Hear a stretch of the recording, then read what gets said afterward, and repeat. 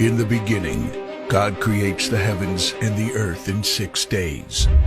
He makes Adam and Eve, who spend their days with God until they give in to temptation by eating from a forbidden tree. Sin enters the world, and things get so bad that God floods the earth and starts over with Noah and his family. Years later, God calls Abraham to follow him with the promise to make Abraham the father of a great nation. Abraham obeys, and God gives him a son, Isaac.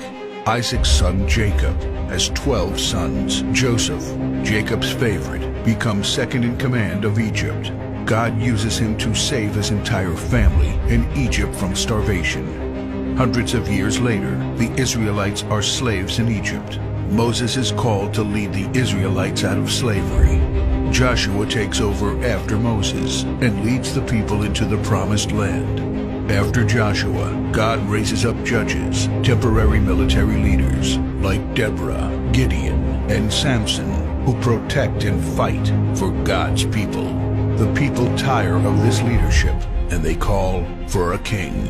God gives Israel King Saul, King David, and then King Solomon.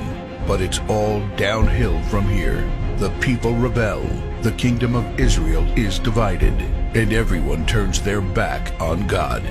Prophets like Elijah, Isaiah, Micah, and Jeremiah warn that if people don't repent of their sins, there will be consequences.